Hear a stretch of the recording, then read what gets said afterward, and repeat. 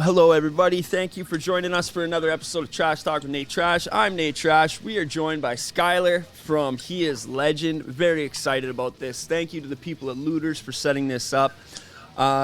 First and foremost, we are partnered with South Prairie T-shirts. We are partnered with Absolute Underground Magazine, Loud as Hell Metal Fest, Armstrong Metal Fest, Intersect Arts and Music Festival, Decimate Metal Fest, Mount Bistro Pizzeria in Bragg Creek, as well as Camp Misfit Clothing in Edmonton. And here is something new. We got a supporter list now. So we're going to, these are people who have donated to the show and are large supporters of what we do here, and they want to keep us growing. So first of all, Paul Messier in the chats. Thank you so much for your donation, buddy.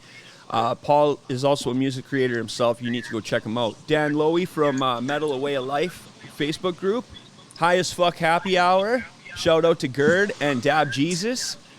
My good buddy Yarrow from Liquor Store. Thank you, Yarrow, for your donation. Leanne McLeod from the Effing 40s podcast. Shout out to Leanne. She's also booking bands all over Calgary and Southern Alberta. Bert Cardoza, thank you for your donation, buddy. It's greatly appreciated. And, of course, Dan Faulkner. He is the vocalist of the Red Deer metal band Hooker Spit. And they're tearing it up lately. They're tearing it up. I know the name is... It's a great band name. Right? Hell yeah. So before we start, we like to acknowledge the fact that this podcast is created, founded, and broadcast from Treaty 7 lands, part of the Blackfoot Territories. So thank you all for joining us. Let's get into the show. Boiled fish. Boiled carrot.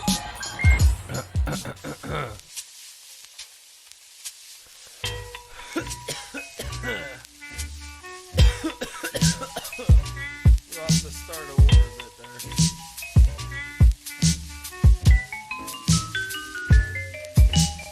Hey, I'm Nate Trash. Welcome back to another episode of Trash Talk. Yes, welcome back. Schuylar, how are you doing, buddy? Yo, I'm doing well. How are you, man? I'm good, man. You know, October was a weird month for me, but back in action. You got to take the downs with the ups, I guess, right? Oh, yeah, that's for sure. You're pretty cold up there right now. What's the weather like? Minus 25 right now and snowing. Yeah. Yes, I was talking to my partner here. We call her the boss. She was like, no, this happens. I was like, no, I work outside. This has never happened in the history of winter ever. Yeah, that's pretty rough for early November. Yeah, it went straight from A-OK to just we are right in the middle of it. No, I'm cool with it. I like the fact that the snow kind of drowns out the noise from the Trans-Canada Highway here. Oh yeah, no, snow has a way of doing that, deafening a little bit.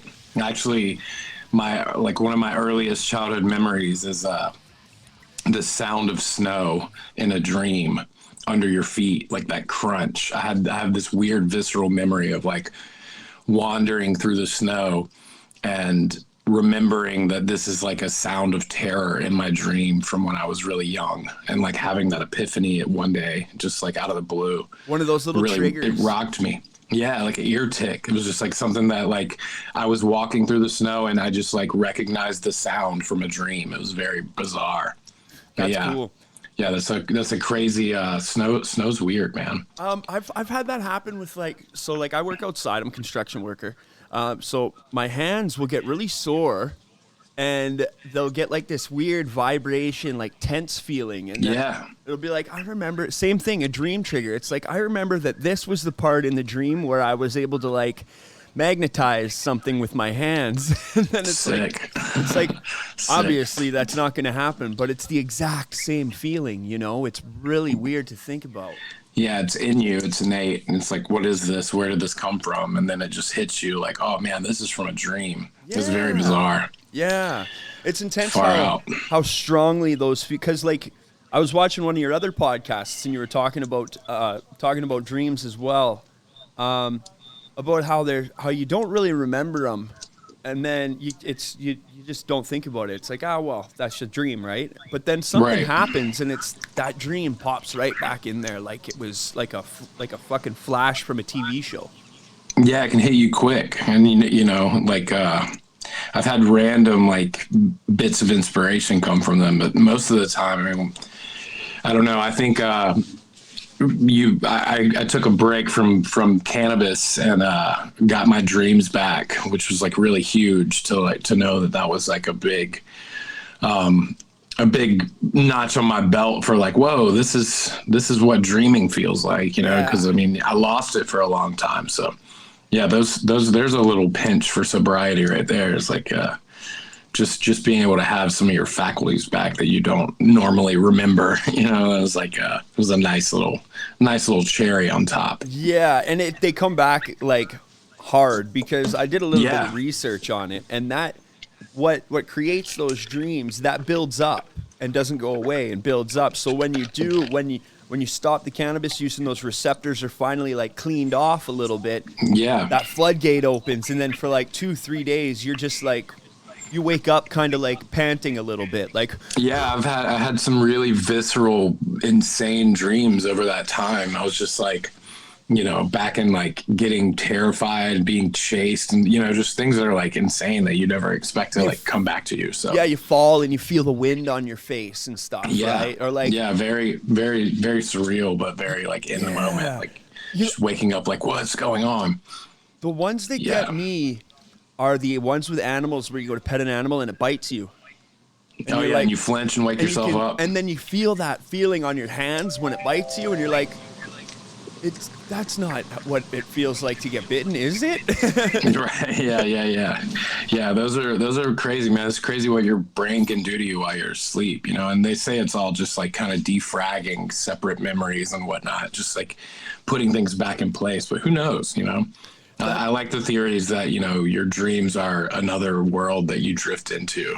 I think that's amazing to think about. Multiverse theory, that your dreams are just a quantum glimpse into the other multiverses that you're a part of. Yeah, I love that, because I mean, imagine what you could obtain from that information if you could just have it like a visceral memory. Like, wow. You think about how many sensory blocks you have put up throughout the day, like as you get older, right? To stop so that you can focus on your tasks throughout the day, you know, and it makes time go quicker. And you think about what would it be like if you were able to replay a dream without those sensory blocks and watch it like a movie. And really obtain what you're witnessing. I think that's I 100% believe that we're given some sort of information in our dreams. It's just a matter of decoding it to fit what you're actually trying to work through. I'm sure it has something to do with trauma or like, you know, all these different things, but then there again, you say that, and then you have those dreams where you're just like, you know, building a motorcycle, and you're just like, you know, your tire keeps falling off and you don't understand what's going on. Those things, it seem like they're just built out of stress, or, you know, everybody's had the dream where they're late for school, or they're going to fail their grade 11 or whatever. And you're just like, oh, wow. I'm like, you wake up and you're like, I haven't been in school in like 15 years. Like, where did this come from? But it just, those types of energies and like how much emotion you pour into those points of your life, I mean, obviously sticks with you regardless of whether you think about school or not. I mean, it still comes back moments later, and years later, and decades later. It's crazy. Yeah, it is. Dreams are wild. They are, and it's weird because when you think about dreams you had as a child, as an adult, you are thinking about those dreams through your adult mind, but they're still the same. But they're still the same, you know? Yeah. It's not that particular dream I was talking about with the snow. I mean, I'll still have these dreams where it's just, for some reason, this sound of snow under my boots is linked in auditory, like, you know, audibly into these dreams that have nothing to do with snow, or, you know, it's just a soundtrack of what's going on. So I mean, that alone freaks me out, because it's like, where and why is this like something tied in my memory to terror? Yeah. It's bizarre. But yeah, I think about it all the time because when it does happen, I'm like, why is this still a thing? I haven't had a snow related issue ever. So I'm sure if I did some hardcore therapy, I might get to the bottom of that. But it's, Yeah. it's not a huge factor in my life right now. I watched this documentary last night called Magical Medicine, and it was about an English doctor scientist who was doing the clinical trials for magic mushrooms, and he had 3 people involved with it. And this one guy, he said what triggered his depression was one day at work, like 14 years ago, they took him from being a team leader and put him into like a basic like data entry department. Yeah. And he said that threw him through a loop. Well, they got him into this therapy, and the first one was just like, we're going to test your tolerance with this. And then the second one was like, all right, we're going to give you a dose. So his whole thing was that he really didn't like his mom. He really disliked his mother. And this man's like going towards 60, and he's a scientist. Yeah. He's a smart man. He's not done drugs. He's not that type of person. And English conservative types are even more straight-laced than our conservative types, For sure, yes. So he pulled out of his memory regression through this trip that his dad actually tried to smother him when he was a kid. Yikes. And his mom broke up the family over it, and he thought that his mother destroyed their family and didn't realize it was to protect him. Right. And he went with his dad because he believed that his dad was a good person, and his mom was so vitriolic about it that he pushed it apart, and it was just pulled right out of his mind. He didn't even realize it. Yeah, I mean, there's no denying that the psilocybin is a wonder drug, and I think I've read studies that go back as far as like, I want to say it was like the 30s and 40s, and they were giving psilocybin to these housewives, and they were just like, I can tolerate my kids, they keep the house clean, everything is, it's like, what is this? And of course, there's multiple studies now, and with it's been decriminalized in a lot of states here in the States. So, I mean, we're seeing the effects of psilocybin really helping people with manic depression and like severe mental illness. So, yeah, of course, I've never looked at that as a party drug whatsoever. I've always thought that it's meant for growth and development, and really just kind of focusing on your internal works. And anytime I've ever really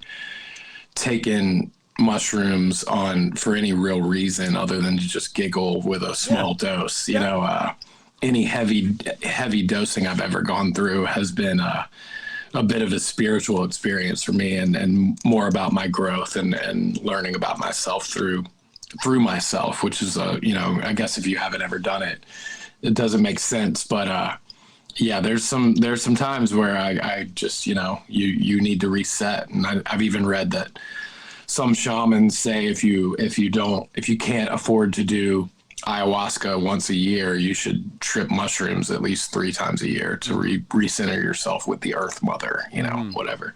But no, I wholeheartedly believe that. I believe that we probably are given everything that we need to maintain strong minds and strong bodies through the earth. I'm a proponent of that. I think that's I think the evidence is clear that we have what it takes to make ourselves better. Oh yeah. And to fix what ails us through plant medicine, for sure. I believe that entirely. And I think the big disconnect here is that people expect to be given a medicine that fixes their problem. Right. I take a painkiller, I don't have pain anymore. I take a decongestant, I'm not congested anymore. They think that if they take an antidepressant, then that means they're not going to be depressed anymore. But what that needs to be coupled with is it needs to be coupled with a therapist and a psychologist, so that what happens is that the antidepressant gives you the ability to take on the tools to fix what's going on in your mind yourself. And what this one man said in this documentary was, the mushrooms, the psilocybin didn't fix it, but it gave me a therapist. It's like I ingested a therapist now. So so now I still have these problems, but now I can work through them, and it's not a brick wall with a black abyss behind it. Right. Well, you get this this kind of sixth sense that you can speak to. I feel like it allows you to communicate with yourself. And without anxiety, without the fear of the unknown. Yeah, well, I mean, it certainly can cause anxiety. I yes. mean, let's be honest. Yeah. Yeah. I mean, but we've been, we're in this, people 20 years younger than me and maybe your age, whatnot, have grown up with just this thought that like pharmaceuticals and it takes chemicals to really fix us. I mean, we take aspirin and Sudafed and all these things, but that's just some conditioning against, the snake oil salesman of yesteryear, so. And there's probably a lot of reasons why this is, and there's probably a lot of reasons why we don't lean on homeopathic remedies anymore. But I believe that there's probably more research being done now than ever before, because there is a greenwashing through politics and whatnot of just like utilizing these buzzwords that we have all the time. So hopefully some silver lining can come out of this. Yes. And we can really start helping people rather than masking problems, because I mean, no matter if you're, if you're just taking an antidepressant and that's it, if you don't have any other health problems, it gets hard to want to continue and I think you go through the spiral of denial where you're like, I don't need this anymore. I think I'm good. I don't need to take this anymore. And that's really where some true problems can come, because your body is dependent on this chemical substance to push yourself towards some sort of clarity. And when you think you have that clarity, you might think that you can stop taking it, which a lot of problems come back even worse. That's exactly it. Yep. And I think with something natural, it may take a little longer to start. But no side effects. Yeah. I mean, I know that I never really preach about my diet or whatever, but I mean, I'm a type 1 diabetic. I've been diabetic since I was very young. And I just had a lot of health problems, and then I started eating a plant-based diet, and like tons of those things just dropped off completely. Like I just had all these things start to go right and correct themselves because I got away from meat and dairy. So and not preaching to anyone who doesn't, who eats meat. I don't give a shit. But I will say that I have reaped some really amazing health benefits from my diet. And I think that just translates into like just being clean, whatever, Mm-hmm. I try to watch what I put in my body most of the time. And I think that I've really grown and had some great benefits from that. So yeah, I think that in the same vein as like, recreational drug use or whatever. I mean, there's things to be said for it. There's things that I think you can use it as a crutch for sure, but I do think that there's like really positive benefits to cannabis. I think there's really positive benefits to psilocybin, especially when you're talking about mental health. And I think that there's like, obviously you should probably consult a doctor or whatever. I mean, I'm no one to give advice like that, but I do, before you get on like benzos or whatever, if there is a natural way to affect your mental health and to be working on it, I think it's worth looking into, especially for somebody who cares about what they put in their body. Yeah, they should, I think. Not that this is where we decided to step off the train on this podcast, but hell, I mean, it came out of nowhere. It's organic, so we were just rolling with it. I was actually going to say we should probably jump onto the music now. My buddy Kale, he has a band called the Lost Lonely Souls. He says, "Hi Schuylar, I hope you do more Sunday Seance again." Oh yeah, I've been slipping on that. I've been super busy with band stuff, but I think I'm gonna bring it back. I'm gonna try to get one done this Sunday. So nice. I'm glad people like it. It was just kind of just kind of a mental masturbation for me. I didn't know what I was doing, and it just kind of rolled out of nowhere. But I swore I wasn't going to let it be something that I like overthought. So if I didn't want to do one, I wouldn't. Okay, well, now we got to know. Explain to us the Sunday Seance here. Sunday Seance is I got a podcasting mic, and I knew I wanted to do something. I've always wanted to be able to do like a radio show and play tunes. And so I found this way to do it on Spotify. I mean, it's a Spotify only podcast because I play full songs. So it has more of like a late night radio vibe and like more music than anything. But on top of songs, I would read poetry that I've written over the years and read like scary short stories. So I read some Richard Brautigan and some Edgar Allan Poe and Neil Gaiman and stuff, like just reading spooky shit because I have a low register and I just read into the mic like this. Yeah, so it's just get some rain and some cool. lightning sound effects behind you.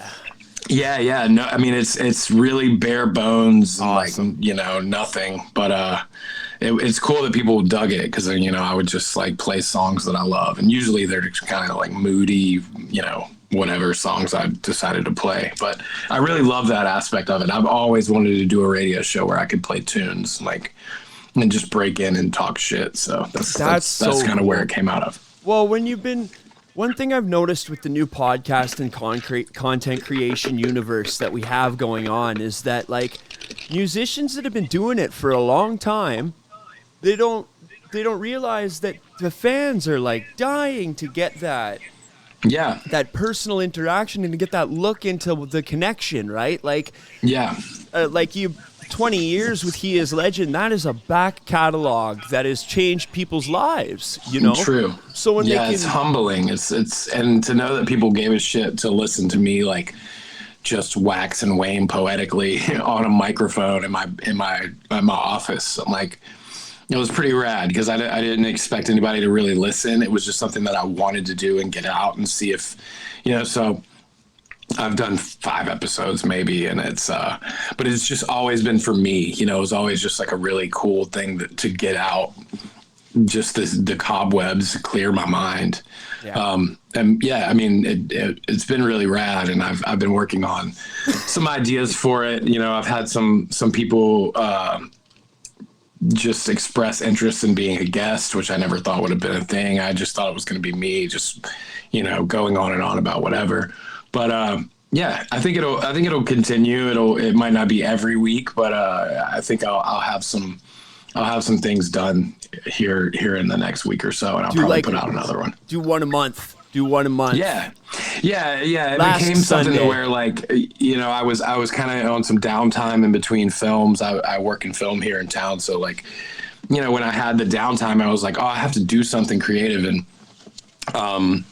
you know, then I would get back on a film, and then I'm working like 12 to 16 hour days. I was just like, fuck, I can't do this, you know, right now. I can't push myself to do anything with like 2 hours at home, you know? So yeah, it's something that I really enjoy though. So I would never say that I'm done with it. I'll definitely be putting out more. That just sounds so cool, man. Like that's exactly what content creation is about, is like doing something that you truly have like powerful, strong feelings and emotions about, and then offering that to other people to try and create a connection, you know? Yeah, 100%. And I have a little link or whatever that people can submit their own work. So on the last episode, I was able to kind of, to have people reading their own pieces that they had created. And it's just, you know, as sad bastard as poetry is, you know, it's a classic, timeless art form that everybody does at one point in their life, you know,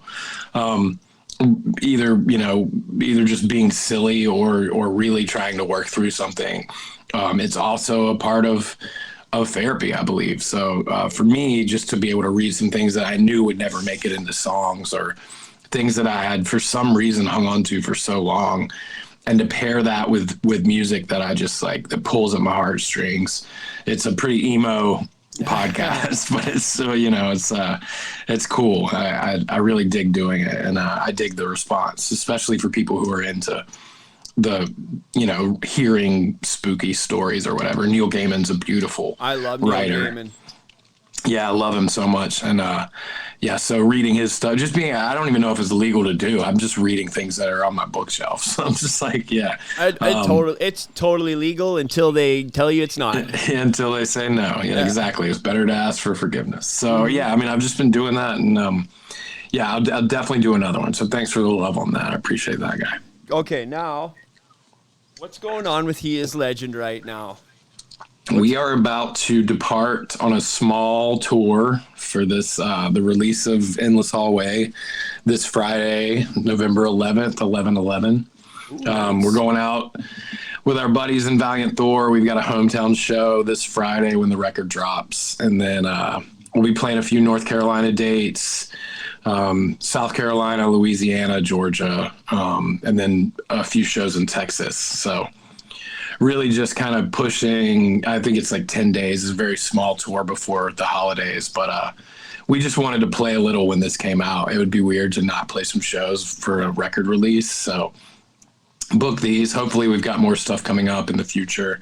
And hopefully get back up to Canada and roll through Alberta. Because I've been through a couple times and I love it. It's you guys are always so nice to us and so kind, and the shows are always rowdy and religious. It's cool, man. It's just like we throw down. Culty. Yeah, you guys throw down. We throw down. But it's nice because we don't get to come through that often, and we've had some we've really gotten fucked at your border a bunch. So fucking right. A bunch. Man. Yeah. I mean, one of our first times coming through, border guard made us stand in the rain and snow and count all of our merch because we just kind of we didn't know. We literally did not know how much merch we had left because we weren't keeping track at that point. Yeah. And I don't even think we had a merch person. So we just said we probably got 500 shirts in the back of the van, and they were like, okay, we got to count. So just things like that, having to go through and feel, it's just been rough a bunch. So we can go to the States. Bands here can go tour the States and American bands can get visa to come up here, no problem too. Like the border is one thing. The border is one thing on its own.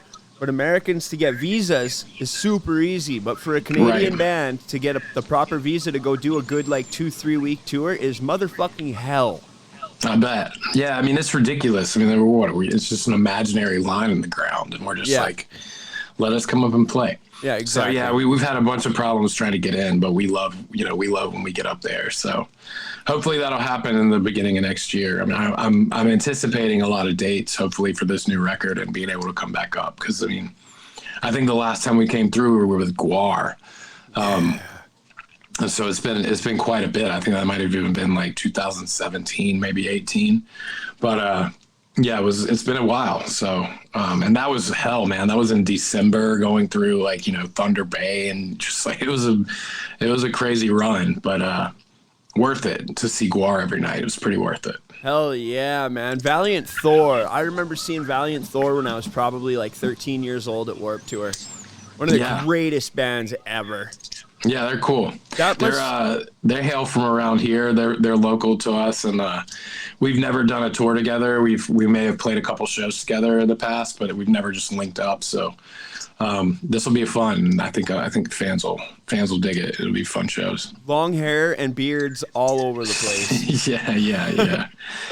That wouldn't be the first time that we've done that. There's a lot of hair farmers in rock and roll. Yeah, man. Hell yeah. Hey, me too, man. Me too. I'm right there with you. It's a product of laziness, I don't feel like cutting it. No, it's not. It's a fashion statement. Don't tell them our secrets, man. If everybody only knew how long it takes to shampoo it and then dry it and then brush it in the morning and brush it before bed. Yeah, you can probably tell I don't brush my shit ever. When I get my hair cut, I feel like a free man, you know what I mean? I feel unshackled. It's been a long time since I've gotten a haircut. Same here. I can remember though. It seems like I don't know, just where you hold your power, right? You're not supposed to cut your hair. That's right. Remember when Metallica cut their hair, I think Lane Staley had a sticker on his guitar that said "Friends don't let friends cut their hair." I blame Jason thought that was Newsted. badass. I blame Jason Newsted for all of it.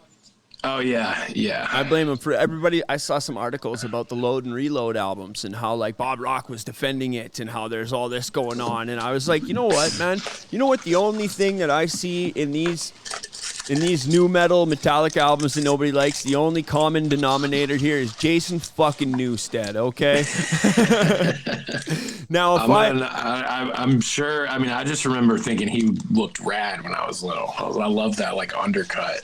When I break down my Carmen Sandiego detective skills here, Jason Newsted wrecked metal for a couple years. Okay. No. Okay. Isn't he in a band now? Called Newsted. Doesn't he rock some? It's called Newsted. And they use the That's not Metallica. They use the narcissistic at all. Metallica style logo with his name on it. Wow. Yeah. Oh All yeah. right. Way to go. Rock and roll, right? That's rock and roll.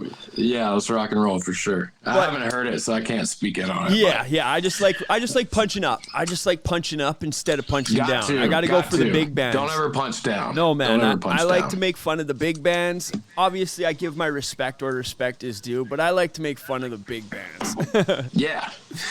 Fuck them. Now, yeah, exactly. Now, how's your local scene there? When did you really start to like crack into the bigger stuff?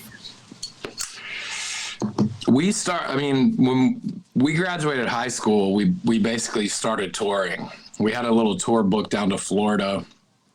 I think 5 out of the 7 shows were canceled.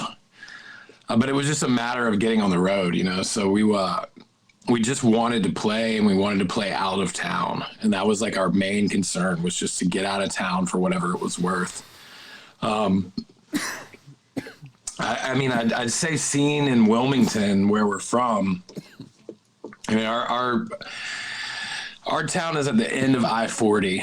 So in the States, there's I-40 goes, east to west all the way across the States. And we're at the very end of I-40 on the East Coast. So to get to Wilmington is kind of the end of the road, and you're kind of going off the track to get to Wilmington. So we didn't get a lot of music. I mean, we back in the day before we were playing, we had a club that, Nirvana, Pantera, the Ramones all played at. It was pretty legendary, but it burned down. It's called the Mad Monk. And then when we were coming up, there was a venue called the Soapbox, which is a pretty legendary venue here, and a bunch of bands have played at it. It's no longer here. It's a Waffle House now. Jesus. Yeah.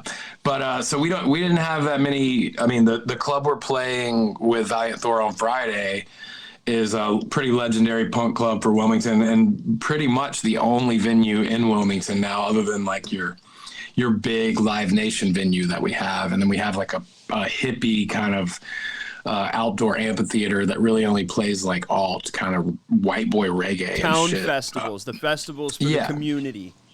Yeah. So that's what goes on there. And then a lot of like, aging alt country and stuff that like, there's not a lot of hard acts there. They have a 10:30 curfew. So Wilmington itself has always been kind of landlocked as far as talent's concerned.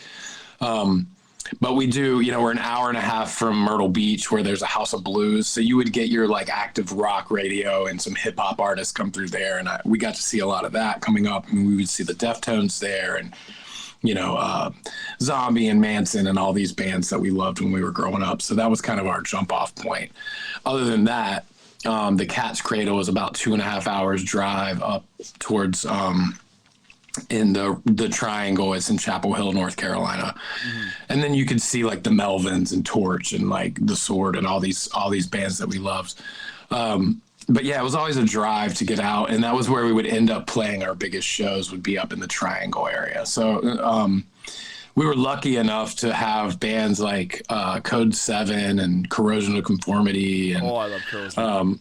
Yeah, they're from around here, and Norma Jean's from Atlanta, and Beloved was from Winston-Salem. And I mean, so there's a lot of talent from around this area. North Carolina in general has a lot of really good bands. Merge Records, Merge Records is in Raleigh, so they'd bring a lot of good stuff through. But yeah, Wilmington in general it's a pretty far drive from anywhere. So you're not really getting here off the major highways unless you're just running right to the beach. And, you know, we're a beach community, a college town. So we get stuff, but it's a lot of like, it's more trendy stuff, some indie things that would come through. We have our fair share of bands like that in this town, but as far as like heavy metal rock and roll, there's I think our biggest band from around here would be Weed Eater. I'm sure you've heard of Weed Eater. Oh yeah, we had Weed Eater come through here actually. Weed Eater's from Wilmington, and they're buddies of ours, have known them forever. And ASG also, they're kind of like a surf punk band. Kind of metally. I don't know if you've heard of them, but I think they're Volcom as well, and they're from here as well. So yeah, I mean, we have some good bands for sure, and some good rock acts, but it's few and far between. Deadly. And I mean, there's always stuff coming out. I don't have my finger on the pulse of the community anymore, of really. Course. You know, but yeah, there's always some metal bands. You know, you can go anywhere in the world and find a metal band playing somewhere. Yeah, so. Hell yeah, you can. Yeah. Awesome. Well, it looks like we went a little bit over our time here. So no worries, brother. We'll do it again. Hell yeah, man. I'm always open, and your publicists are always sending me stuff. They're absolutely fantastic over at Looters. So I want to also say before we wrap up, my friend Kale says thanks for being a constant influence on him musically since the I Am Hollywood days. He is incredibly excited. Thank you, brother. Thank you, Kale. Hell yeah. So before we wrap up, is there anything that you wanted to close out with here? Just check out Endless Hallway this Friday and come out to the rock gigs. Tell your friends. We'll be around. Hopefully we can get back up to Canada and party sometime soon. Hell yeah, if you do, let me know. I will make sure that we get some fucking word out for it. Yeah, dude. We appreciate that. Awesome. Thanks for having me on. Hell yeah, buddy. That's what it's all about. This is what we do. We got to spread the word. We got to make sure that everybody knows what's going on. And we got to let everybody who wants to know what's going on, that there's something going on in fucking southern Alberta. And Alberta altogether, because we do got something going on. There's a lot of land here, and it's getting rocked. Yeah, nice. Hell yeah. But yeah, we'd love to come back through. Hopefully we see you in the near future. Awesome. Thank you so much, Schuylar. You've been an absolute Thank you, predator. brother. Cheers, buddy. Cheers, I'll let man. you sign off. Awesome. That was Schuylar fucking Croom from He Is Legend. What a nice guy. What a just grand, nice guy. So thank you guys so much for joining me. It's been a really early day. I had a whole bunch of stuff I had to get done today. So I figured that this would be a good time to get this interview in, because Lord knows day jobs don't allow that stuff. So I had to kind of pile a bunch of other non-day job stuff on top of this to make sure that it was justifiable. So now I got to do some courses. So Papa Josh's got some learning to do. Thanks, everybody, for joining me. We got another interview tonight at 7 with Cam Mesmer from Spell. That's going to be a banger. I'm stoked for that. Spell is deadly. They got some ripping good fucking tunes. So we'll see y'alls at 7. The stream starts at 6:30. We're banging out some songs. And don't forget, if you want to join that supporter list, all you got to do is send me a donation, and I'll throw you on the supporter list. That's what it's all about. For as little as $5, you get on that supported list, and we're giving you perks. We're giving people perks, you know. The more you send, the more perks you get. We're still figuring out this list of good shit here. But, yeah, thank you to everybody who's donated so far. Incredibly important. You donate, you send me a message, and I'll send you my e-transfer info, and then I will add you to the supporter list. So, thank you so much to those who have donated so far. It's incredibly appreciated. I love you all. Kale, thank you so much for jumping in and throwing in the comments. That's what it's all about. I got to chop this video down a little bit, and I got to throw it up on the, get it ready for the YouTube, because this one's got to go up right away. So, thank you guys. We'll see you tonight. Cheers. I love y'alls too. Peace.